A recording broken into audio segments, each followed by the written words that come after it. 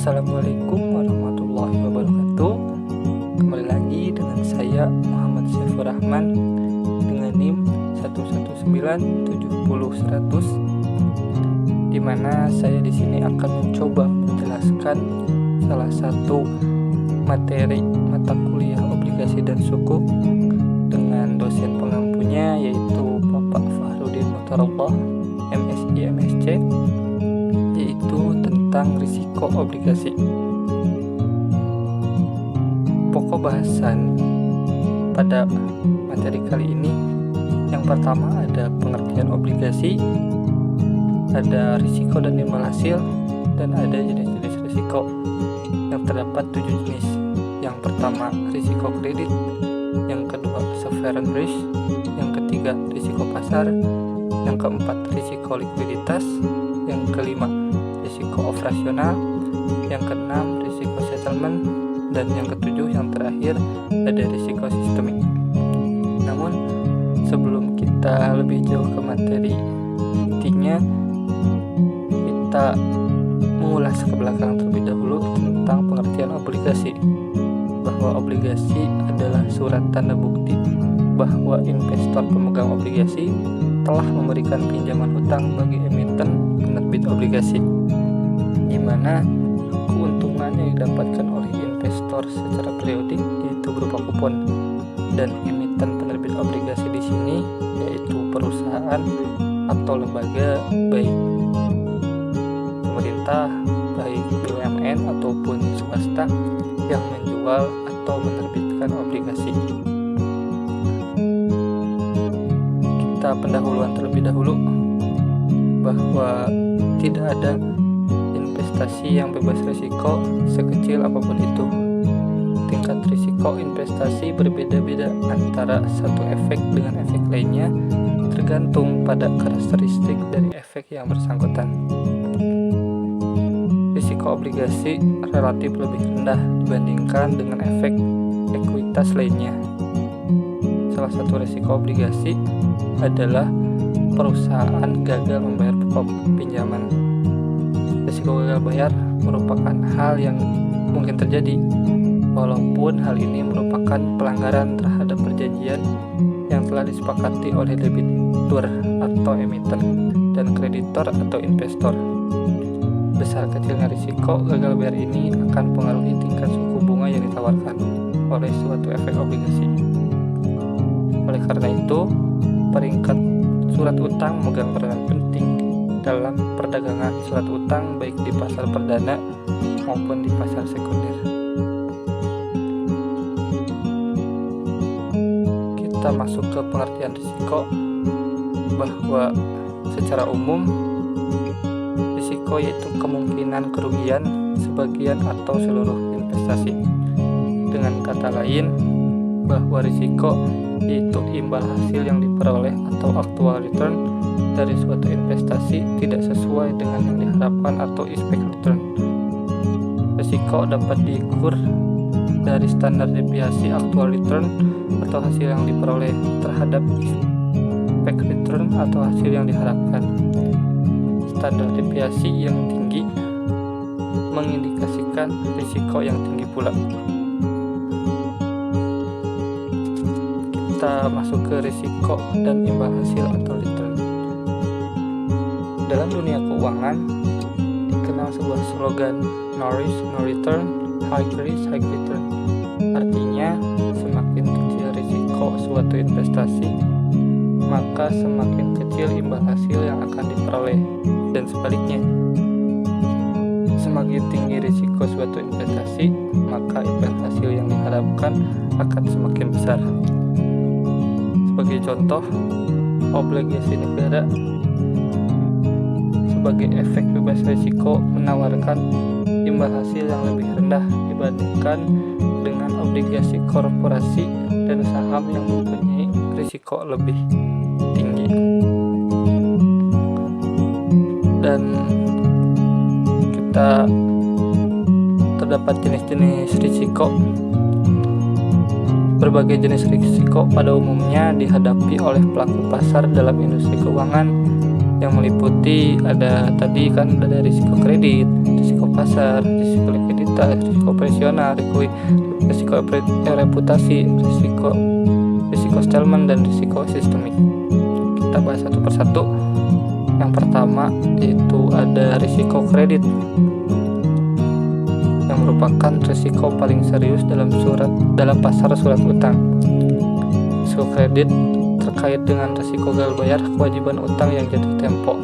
Dalam hal ini, kreditor menghadapi kemungkinan kerugian berupa utang pokok, bunga yang akan mengganggu aliran kas dari kegiatan kreditor dan naiknya biaya tagihan piutang.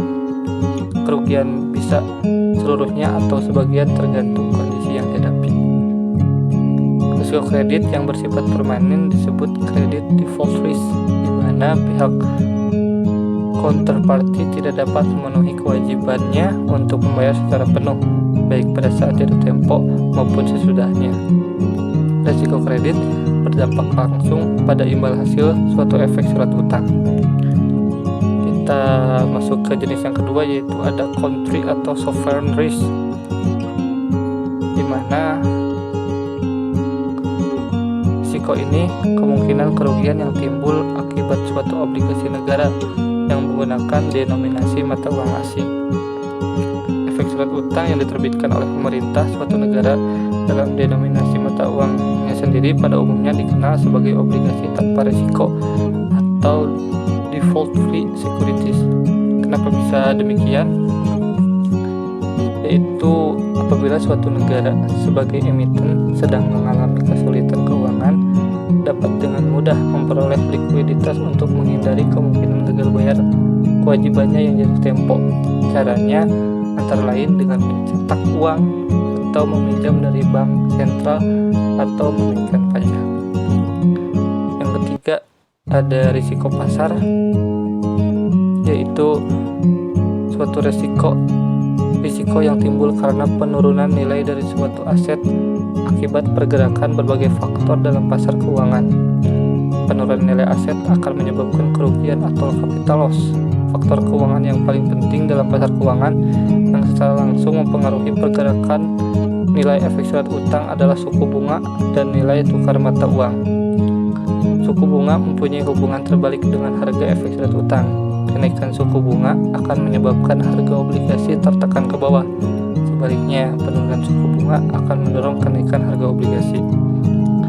Dan pergerakan nilai tukar mata uang atau kurs merupakan faktor penting bagi investor asing karena mempengaruhi besarnya imbal hasil bagi investor.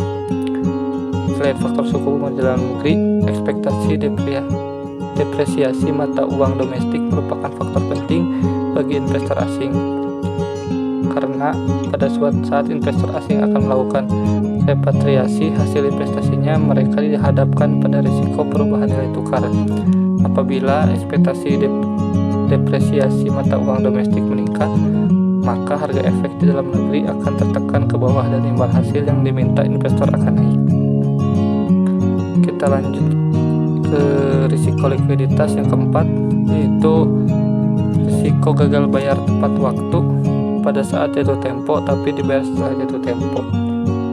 Atau secara umum bahwa risiko ini yaitu risiko gagal bayar kewajiban utang pada saat jatuh waktu tetapi tidak sesudahnya, artinya hanya bersifat sementara. Namun kegagalan ini akan menyebabkan aliran kas kreditor akan terganggu yang pada gilirannya dapat menyebabkan kerugian atau kehilangan peluang bisnis. Walaupun gagal bayar perusahaan debitur masih solvent, cuma tidak liquid. Dalam pasar modal, likuiditas merupakan faktor penting bagi suatu perusahaan efek atau broker dealer. Suatu efek tidak dapat dikatakan liquid kalau tidak mudah menjual atau membeli efek tersebut kecuali dengan spread yang lebar. Risiko likuiditas suatu efek pada umumnya terkait erat dengan risiko kreditnya. Efek dengan risiko kredit tinggi cenderung tidak liquid. Yang kelima ada risiko settlement. Yang kelima kita ke risiko operasional terlebih dahulu, yang merupakan risiko ini berhubungan erat dengan kegiatan internal perusahaan emiten seperti kemungkinan kegagalan sistem proses dan sumber daya manusia yang dijalankan perusahaan, termasuk di sini fraud, risiko legal, kerusakan fisik, dan lingkungan. Risiko operasional adalah sesuatu yang tidak mungkin dihindari sama sekali karena perusahaan menyadari bahwa organisasi, manusia, proses, dan sistem yang digunakan adalah tidak sempurna. Oleh karena itu, perusahaan-perusahaan mengelola risiko operasional untuk menjaga kerugian berada dalam batas toleransi yang wajar dan dapat diterima atau risk tolerance. Yang keenam ada risiko settlement yang merupakan risiko ini dapat terjadi karena kualitas kredit dan kondisi likuiditas perusahaan emiten yang memburuk. Dalam pasar keuangan merupakan risiko kegagalan suatu pihak yang bertransaksi menyelesaikan transaksi sesuai kesepakatan, apakah dalam hal penyerahan efek atau pembayaran kas. Kegagalan settlement dapat terjadi akibat kualitas kredit dan kondisi likuiditas perusahaan emiten yang memburuk. Selain itu, kegagalan settlement dapat terjadi akibat dari gagalnya sistem pembayaran. Salah satu langkah penting untuk mengatasi risiko settlement ini adalah pengoperasian sistem pembayaran yang aman, handal, dan efisien dengan mekanisme delivery versus payment atau DVP yang mengacu pada standar-standar internasional. Dan yang terakhir yaitu ada risiko sistemik, yaitu risiko jatuhnya atau bangkrutnya seluruh sistem keuangan dalam suatu negara. Berbeda dengan risiko-risiko keuangan lainnya yang hanya berpengaruh pada suatu perusahaan atau kelompok perusahaan. Risiko sistemik ini paling serius dihadapi oleh sistem perbankan, di mana terdapat banyak sekali transaksi yang saling berkaitan dengan transaksi lain pada bank yang berbeda-beda. Baik, mungkin cukup sekian materi yang saya bisa dapat jelaskan. Kurang dan lebihnya mohon dimaafkan. Terima kasih kepada teman-teman yang sudah menonton. Jangan lupa like dan komen. Saya tutup. Billahi taufiq wal hidayah. Wassalamualaikum warahmatullahi wabarakatuh.